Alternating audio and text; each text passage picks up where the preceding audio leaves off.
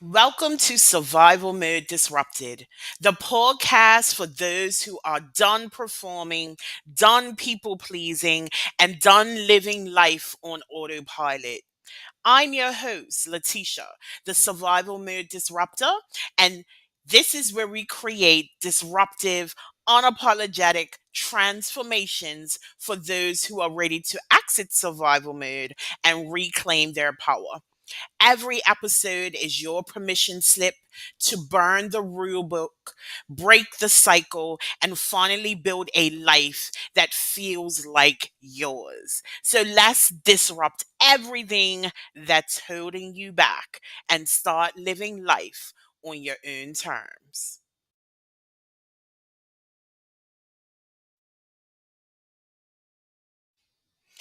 Welcome to Survival Mode Disrupted. This is your trigger warning. This podcast contains unfiltered conversations about trauma, abuse, and survival.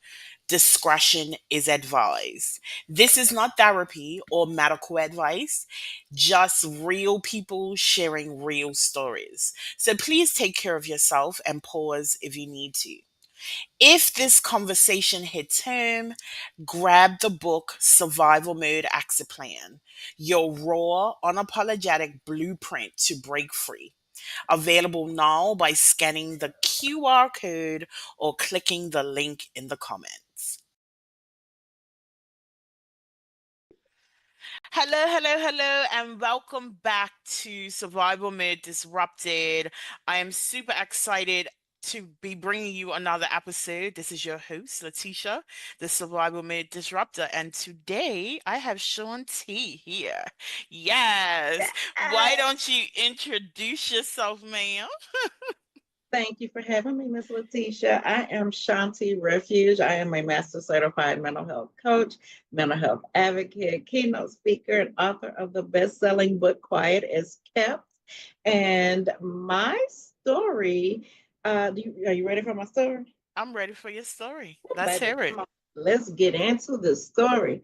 So back in 2018, I woke up on one Sunday morning and I didn't feel good. And it was a different kind of I don't feel good. It was like a literal dark cloud was hanging over my head, like on the Charlie Brown cartoons, that character who had that was me. And I was like, what the hell is wrong with me?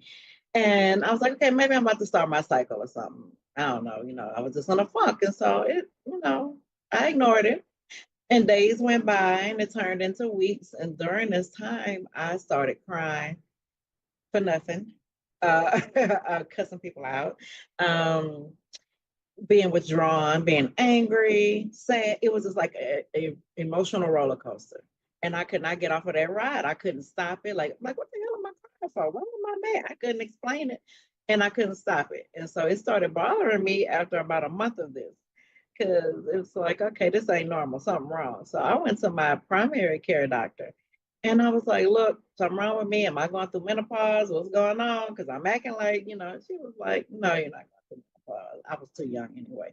But, and she said, no, it sounds like you're just a little depressed. And I'm like, okay, so what we going to do about this? And she was like, well, I'm just going to give you some antidepressants and come back in 6 weeks. And I'm like, no antidepressants? I want to know what's wrong with me. And she was like, no, go ahead and take it. So I was like, okay, I'll take it. And I took it 6 weeks, came back and I said, look, this shit ain't working. Because it was not working at all. It was like eating candy or something. And my symptoms were getting worse every day. It got worse. It got worse. And she was like, well, I'm not saying anything's wrong with you, but I need you to go see a psychiatrist. And I'm like, black people don't go see psychiatrists. And she laughed just like you laughing. And she said, yes, they do. And I need you to go see one. I'm not saying anything's wrong with you, but I need you to go see a psychiatrist. And I was like, man, I don't want to go see no psychiatrist. But I don't want to go to jail either because I was already being verbally aggressive. I felt myself becoming physically aggressive. So I was like, okay, Shanti, you're so cute to go to jail. So you're going to have to go see a psychiatrist. And so I did eventually. It took a month for me to get into an appointment. And then I told her what was going on. And she was like, I'm going to give you some antidepressants. And I'm like, no, the hell you're not. I don't want no antidepressants. Why do y'all keep trying to give me antidepressants? I went off. Oh my God. And she was like, well, if you don't want antidepressants, I suggest you go see a therapist. I'm like, "But see, growing up, I did not know anyone who looked like me who would say, I'm I getting have a to therapy. psychiatrist. I have a therapist. We No, didn't talk about shit. We didn't talk about stuff like that. the only So ones that did are the ones that ended up in some psycho, and it was forced on them. exactly, exactly. And I Yes. did not want that. So but I finally found it took me 3 therapists to find my therapist. And I finally found my therapist. And I let her know what was going on. And I told her, you better not try to give me nothing because I don't want nothing. I want to know why I'm acting like this. What can I do to stop it? And, I need help. And if you can't help me, I guess I'm just going to jail. But I was like on 1,000. And she was just looking at me like, okay, I'm going to help you. And she did. She actually did. She introduced me to talk therapy. Of course, me growing up, in my community, we didn't talk about nothing. We didn't talk about our feelings. We didn't talk about our emotions. You were supposed to just suck it up and keep it going because you had stuff to do. You had, school, work, home, kids, family, whoever. You ain't had time to sit in your feelings. So we started with talk therapy, and then she introduced me to journaling. And I'm like, she's like, because again, I did not know anyone who looked like me who journaled. So yes, I lived a sheltered life, I guess. But she was like, no, not journaling like that. This is how I want you to journal. So, she ended up giving me prompts to journal too. And through those, I learned a whole bunch of stuff about myself that I didn't even know. And I learned that I had experienced traumas that I had no clue that was traumatic. She I eventually was diagnosed with severe anxiety and depression. So that's why I was acting crazy because all of those suppressed emotions and feelings that I had buried deep, deep, deep since childhood, they just poof, exploded like a volcano and I could not control it. So, she was able to help me with that. And I learned that I was a victim of child abuse. Didn't know that. I just thought, hey, you get in trouble, you get your butt whipped. That's life. I didn't know that me being a teen mom was traumatic. I had my first kid when I was 14.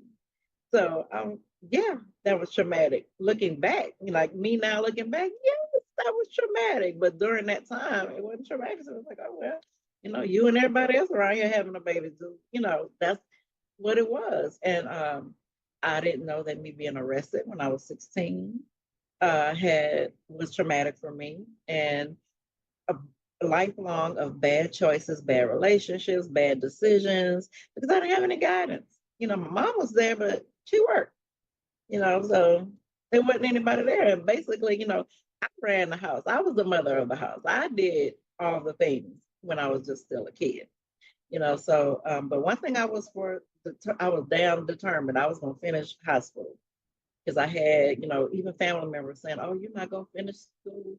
You're gonna have 5 kids right behind each other, and you're not gonna graduate, baby. Let me show you better than I can tell you." I graduated on time with a 3 year old Hey. on my hip. Hello. Yes, and so during all these times, like I said, making bad decisions, and then uh, I was finally able to face them with the guided journaling. I started writing like my life depended on it because it did, you know. And I did not want to take meds. I'm not against anyone who takes meds. If that's your thing, then do it. My thing is don't let it be your first choice. You know, Mhm. find, holistic, you know, measures to take. And that's what I did. I started off with journaling, then it jumped from journaling to um, yoga to breath work, meditation, grounding, all this stuff that I saw white people doing and never You saw went a black full on person doing. in. Baby, I do I it love it. all. I do it all. And, I did it because I needed to figure out where this pain was coming from, like for Mhm. real. Because I didn't even know I was in pain. I thought this is just who I am, and you're going to take it or leave it.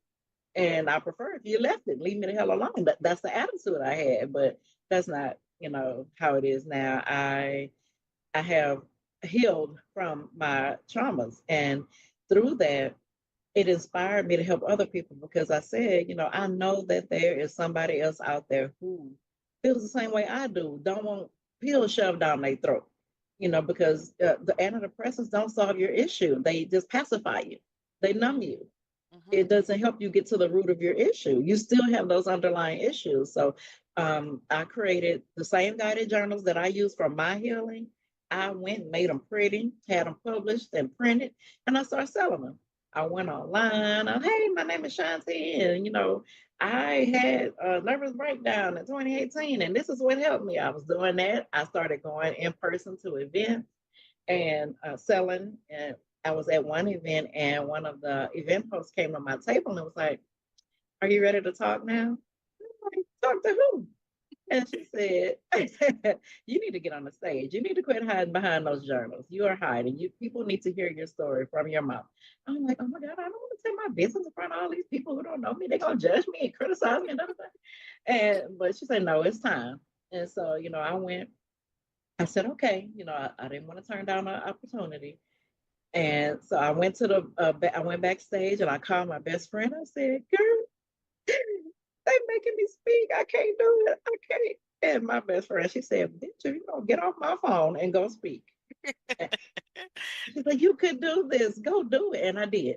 So that's what started my speaking career. So people, after I spoke and told my story, so many people came up to me, "Oh, that's my story. I'm going through the same thing, or I've gone through the same thing, and thank you for telling your story." And from there, people started asking me to speak. They started asking me to hold journaling workshops. So I do that. And then somebody had the nerve to ask me, "Do I coach?" Like, don't do that. But here I am, a coach. So I do coach, I do one on ones, I do support groups, I do it all. And, it's not about me anymore. I use my platforms and my story to help other people, especially women of color, because, we were taught to and shut up and live. But that's not living. We have been in survival mode forever, for generations. And Hmm. no, it's time for us to start thriving, honey. That survival mode stuff, that don't work for us. Mm-mm. So that is the story of Shawnti Refuge Journals. Yes, ma'am. So look, you spoke about a lot, and one of the reasons, Mhm.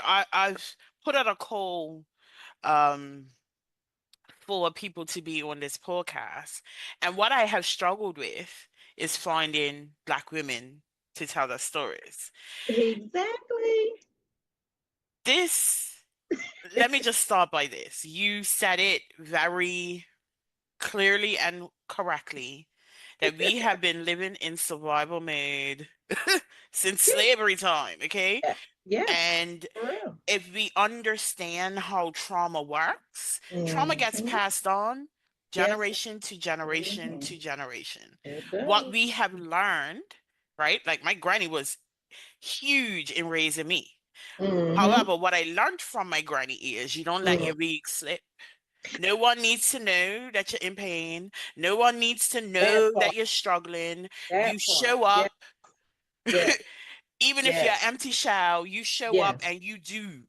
You show them who you are. And Exactly. while I understand that, right? Like I understand that in society because listen, Black women are at the bottom of the totem pole, right? Yep. So we Mhm. have to make sure that there is no weakness attached to us. Exactly. However, what it does to our mental health is shove us into survival mode for Hmm. decades, if not Yes. life. Yes. Absolutely. Yeah. So many of us have been traumatized.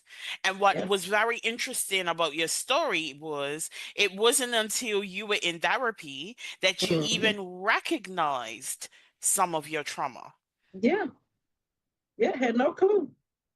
Had no clue. So many people are out there operating from that space, not letting the weak slip, not letting any form of weakness show. They become this warrior in order to survive day to day. Yeah. But it And weakens us, whether we are, yes, it does. cognizant of that or not. We have emotional responses because Yep. we're human. We respond physically to stimuli because Yep. we're human. And Mm-hmm. teach us, to teach our children Mm. to remove that human element of Yep. processing and living, Yep. it is an absolute disaster in the way that we show up and operate, right? So many of us Yep. could be living fuller lives if we just knew how to process our emotions, if we just knew how to identify trauma. Right. Absolutely right. Yeah.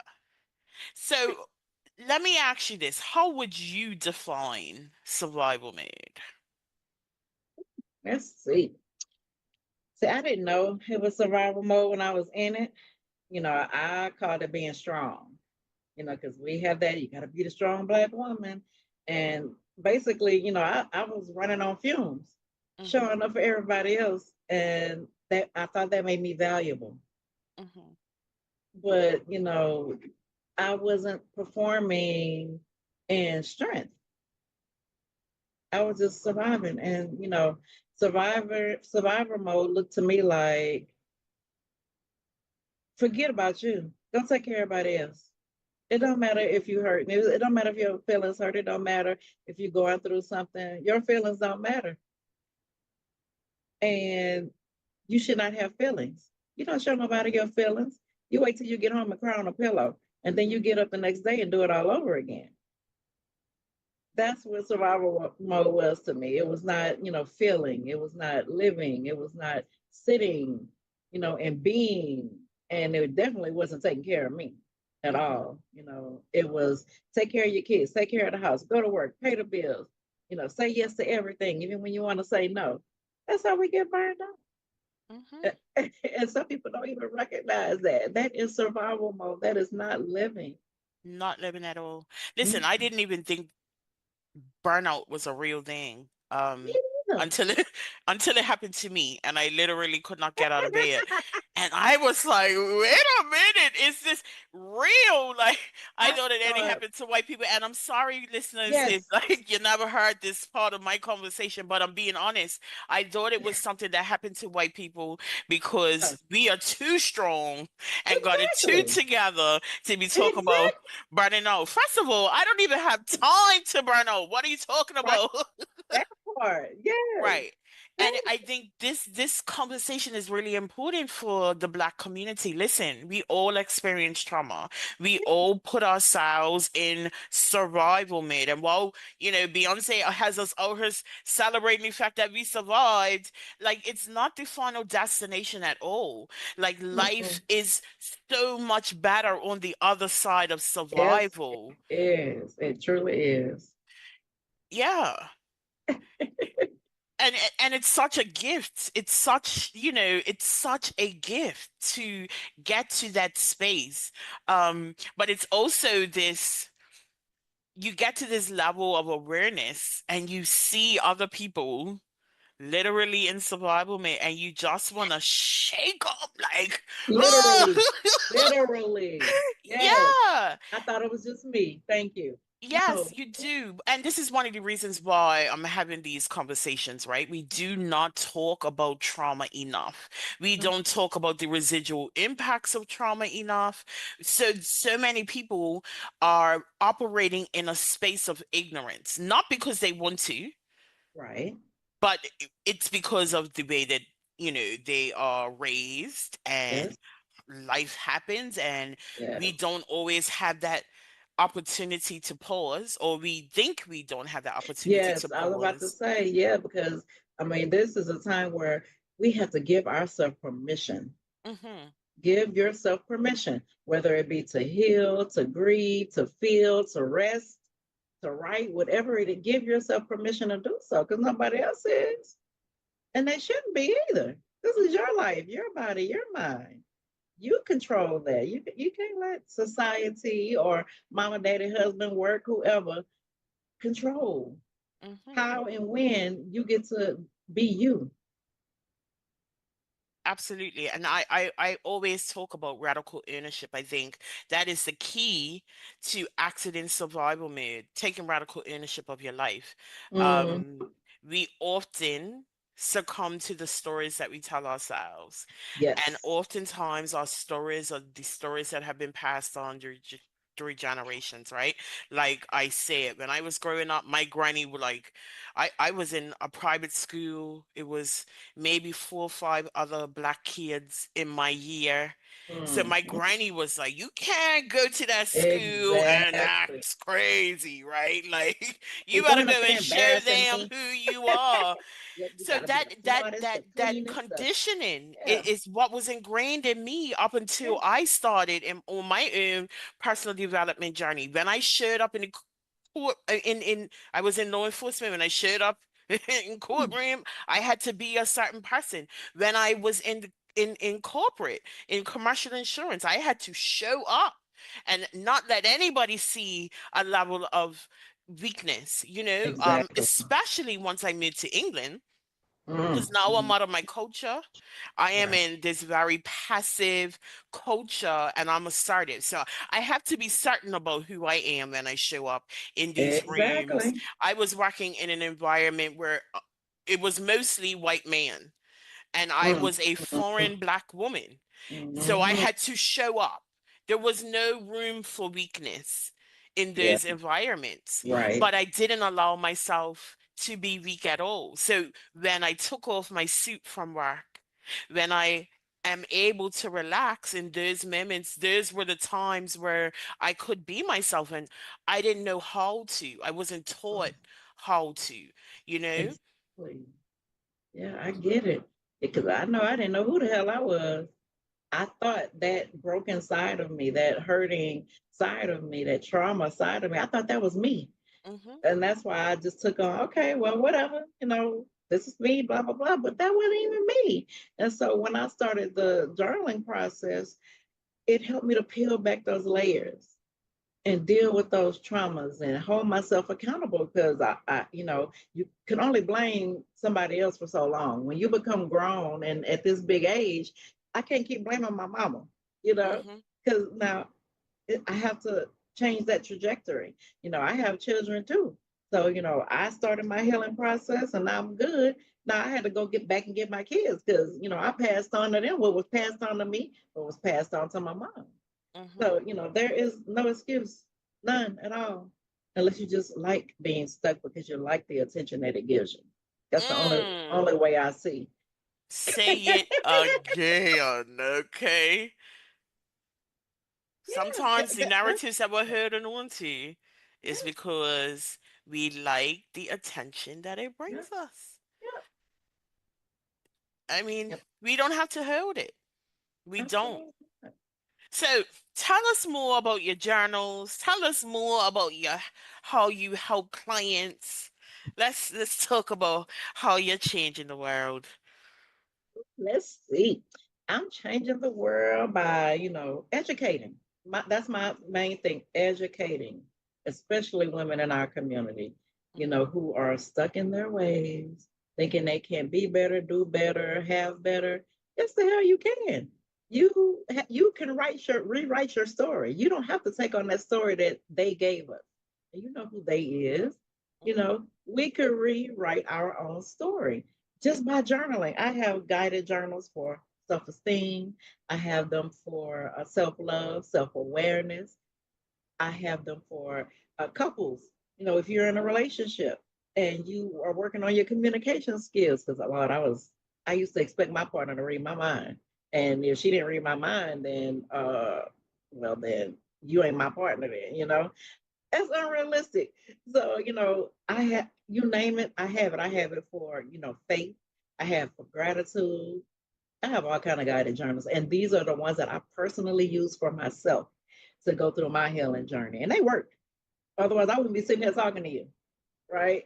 So, and then from that, I wrote a book because I felt like people needed to get to know the real down, dirty, grimy truth about everything.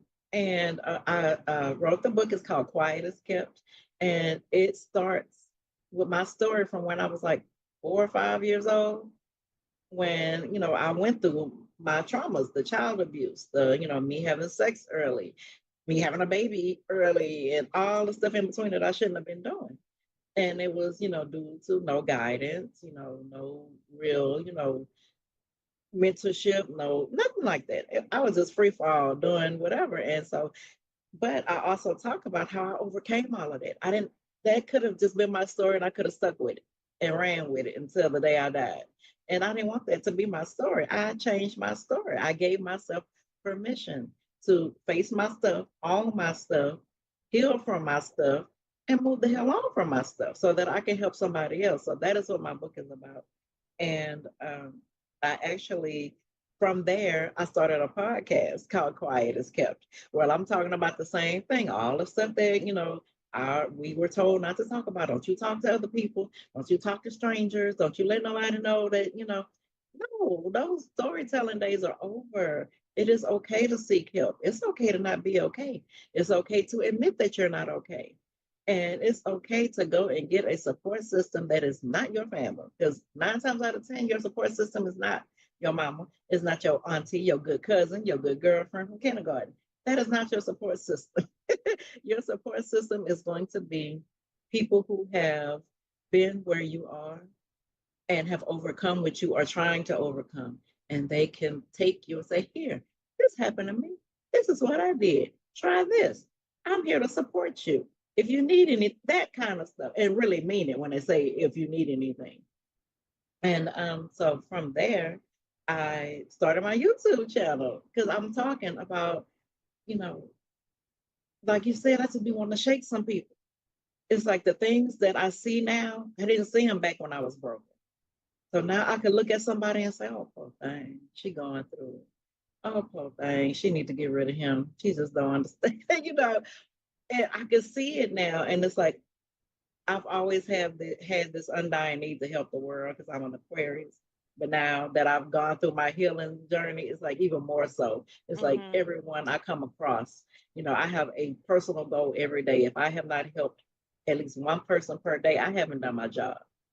So Mhm. that's what I do every day. I'm talking, running my mouth about journaling, about mental health. I am. But people get tired of me and I don't care because I'm not going to stop talking about it. And when I first started this, I thought that I would get tired of telling my story. Nope, I am not tired. It's like every time I tell my story, I feel like I have come alive again. I can And relate to that. I can yep, I definitely love it. relate to that. I was actually challenged by a coach to share my story, and she challenged me to do it 50 times in 6 months. And I Ooh, was like, have you lost your mind? right? Like, where am I going to tell my story 50 times? And who wants to hear it? And I remember going on to, Facebook and the podcast groups, and Mm-hmm. I put my story, I survived teenage domestic abuse, and like the response was like, bang, I want you, I want you. In 6 months, I end up doing 150 I podcasts. know that's right, baby. You better You know, triple that. I know that's right. yes, right? And but you know what it is we heal as we tell our stories, right? Yes. But there's also something very therapeutic about sharing our stories, and we create community through sharing our stories, right? Yes. You said something earlier that I want to just speak to Okay. about, we we can't go to our mamas and our aunties um Mm-hmm. for support, or we don't always get it from our mamas and our aunties for support. Right. But what we also need to realize is we can't heal in Alone. the environments that may That have broke us. caused the trauma, right? And Absolutely. oftentimes it starts in the family unit, and it's not seeing your children. It's, maybe being too busy to be present with your children. This Yeah. all creates trauma. It And if our aunties and our mamas are not tuned into healing themselves, what type of does. support are they really going to give us? Because all they're going to do is perpetuate the narrative that we've been carrying as in survival mode. The narrative that literally broke us is what they are going to perpetuate for us. So it Yep. is important to step outside of our environments to seek help and seek support. And like you said, sometimes that support is like support we have never had, and it's Exactly. genuine. You know Yes, what I mean? it Like, is. It and is. you know, particularly coming from women who aren't used to asking for help, to have someone say, "I'm here to help," and mean it, it's Actually mean it. Yes. it could be terrifying at first. Yeah, like, wait a minute. What you mean you here to What help? you Like, mean? What you want from me? yes. You know Yes. what I mean? Yes. But the growth Absolutely. on the other side of that, when we're able to let down our guards and really take radical ownership of our lives, it's a magic that changes everything. It absolutely is. And I just want more women. I don't care where you come from, who you are, what's your status. I don't care about any of that. All I care is about your mental health and your healing because we all deserve to be healthy and whole. All of us deserve it. Absolutely. So where can we find you online? Baby, you can find me everywhere. I am on Facebook. I am on Instagram, TikTok, Shawnti Refuge Journals. I'm on YouTube. You can go to my website, shantirefuge.com. Yeah, just start there, and then everywhere else you'll find me. Okay. Well, That's where the healing begins on my website. yes, ma'am. I will have all of that information in the show notes. But before we wrap up, give me one takeaway for the audience. Ooh, one takeaway that I have is that you are not alone. And I want you to know that there is life beyond survival. And your healing doesn't have to look like anybody else's because it ain't going to look like anybody else's. But start where you are. Pick up a pen, be honest, be messy, be real. And that's where freedom lives. I love that. So thank you guys for listening. Shanti, thank you so much for being here and being honest and raw. I love the conversation. Listeners, I'm going to remind you, you were not built to break, but you damn sure were not built to just survive. Disrupt the cycle, reclaim your life, thrive on your own terms, and I will see you next week.